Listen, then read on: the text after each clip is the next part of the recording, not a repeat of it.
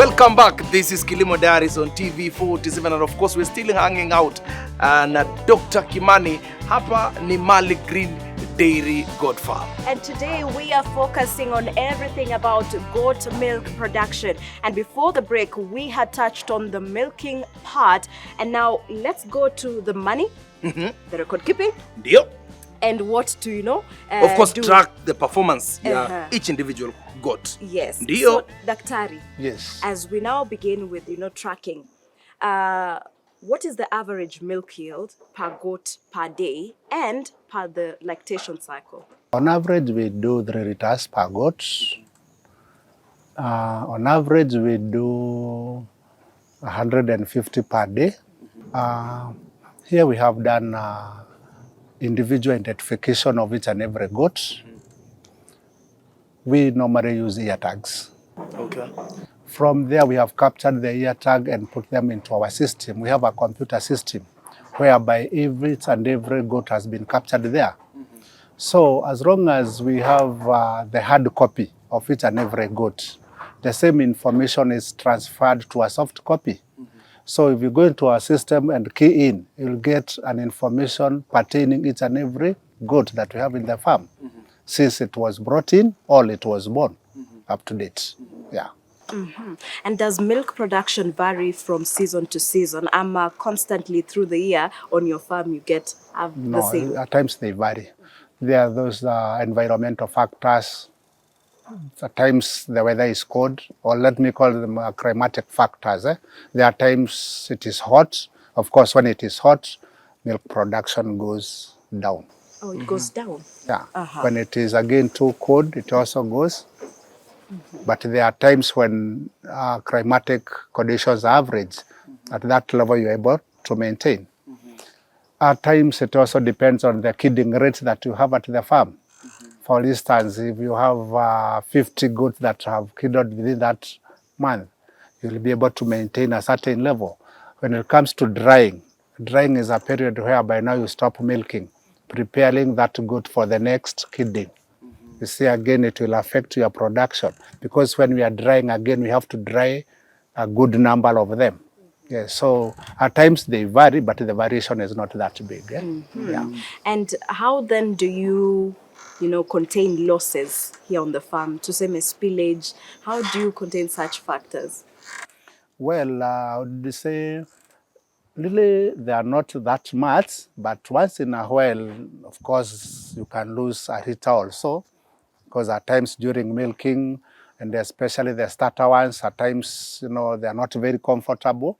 Kuna venye anaweza rusha mguu na agonge yako ka bucket.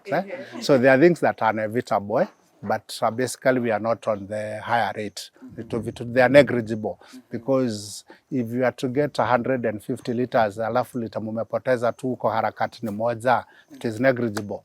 Yeah. So it is really not an issue to us. So, Daktari, how do you plan production to ensure that you meet the market demand consistently? This one we plan with the number of goats we want to serve per month. There are different ways of doing it. One way is synchronization. Synchronization means you can get a certain number of goats that you want them to come on heat within the same period.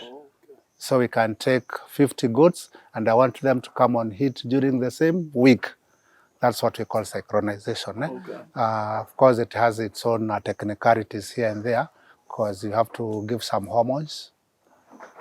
There's also another way that you can do it. The natural way, you can use maybe the back. There's a way you can put a number of goats and you put a back close to them. It will incite and they will come on heat. So there's a way that every month our intention is to give 50 goats. We need to serve 50 goats. We can synchronize for us to make sure we have a consistent milk supply. Yeah. All right. I want us now to go to the money bit. Mula. Pesa. Because that is what we are targeting. Exactly. So how then do you decide the pricing? What is the pricing strategy you have taken on this farm? What does 1 liter of goat milk go for? And who is your market? Well, in terms of pricing, we sell a liter just between 200 to 300, maybe depending on the distance, because we do deliveries. We have clients as far as Remuru. We have clients as far as Embu. And again, we have clients who are they are rockery. Yeah? For the Rocco farmers, we're able to give them at 200. Those ones that are a bit far, like Embu, we can go to a maximum of 300 because we have to take care of the transport costs. So that's why I said we have a variation between 200 to a maximum of 300. Right now, as I said, we have the Rocco clients, and we have those ones that are within the outskirts of this region. But we're also planning to be exporting our milk in future. Okay. We are planning to do some value addition, where we can be making something like yogurt and cheese. So we're also trying to look for a market outside there, so that we can export. But we shall do this after we have actually met our targets. As I said earlier, we are planning to get a minimum of 3,000 goods. So when we approach that, that's when we shall be able to do now the value addition. Would you say that the market has accepted goat milk? Because you see, it's very pricey. 200 shillings for a litre is pricey. But so how then is the uptick in the market itself? As I said, we have actually not met the demand, because goat milk is not produced by a good number of farmers. Very few farms are doing goat milk, and the demand is so high. Remember, goat milk is known to have a medicinal value. So it is actually good for young children and the elderly, and people who are recovering from diseases. So that's why I'm saying the market is so wide, and we have not been able to meet it. So I would also encourage other farmers to do the same, to do dairy goat farming, because the market is actually there. Yeah. And if you look at the cost of production of 1 liter of milk, the cost of production is very low compared to milk produced from a cow. You know, a cow is a heavy feeder, and a goat is feeding very little. See, and the milk in terms of pricing is up there for the goat. So that's why I would encourage farmers to do goat daily farming. So, Daktari, what would you say that has influenced the market demand? Is it that you're training people on the nutrition za maziwa ya mbuzi, ama what do you think has guided this? Well, the information is there, and you know these days people out there they are becoming, they are becoming more learned day to day. Yeah, information is outside there, and as I said, the goat milk is not to have those medicinal values. Now everybody, and for those who have known, you know, there's that generation, our parents now, they didn't know the value of goat milk.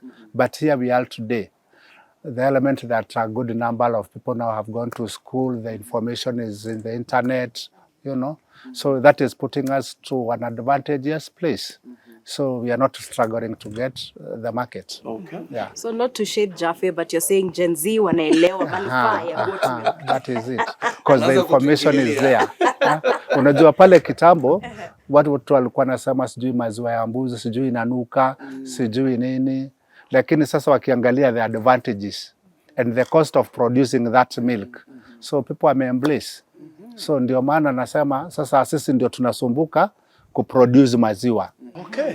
And probably tukimalizia daktari, what has been probably ile stressful probably marketing strategy ile unasema nilitumia hii, and I think hapa nilikuwa nimegonga mwamba at some point?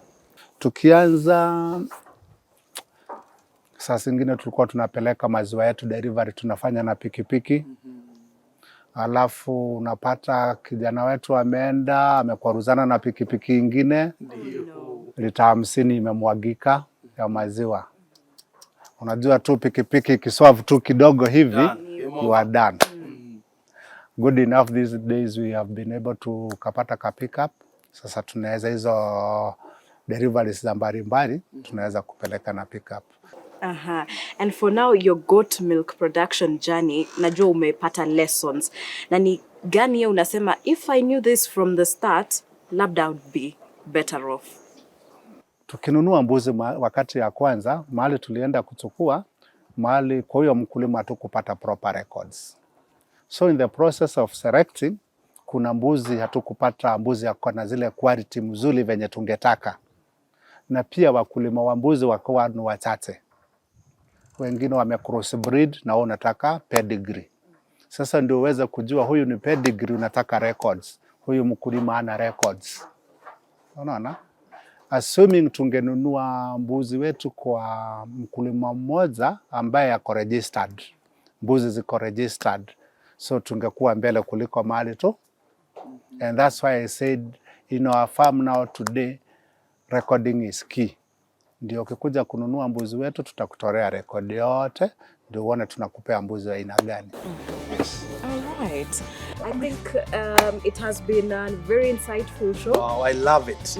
Nimependa sana. What will you do now? Saa hii sasa nimejua maneno ya storage, nimejua maneno ya marketing strategy. Yaani lazima nijipange. Lazima nijipange. So it's been amazing. Asante sana sana sana daktari. Tumekula good time na wewe.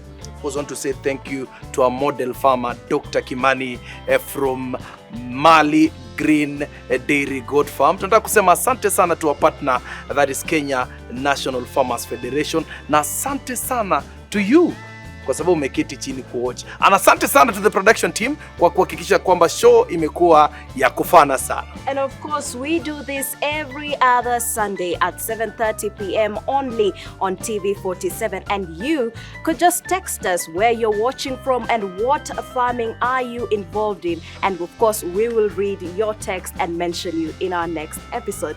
I am Sheila Chelangat. And I'm MC Jaffe. And this is Kilimo Diaries, a show for the farmer, by the farmer, with the farmers.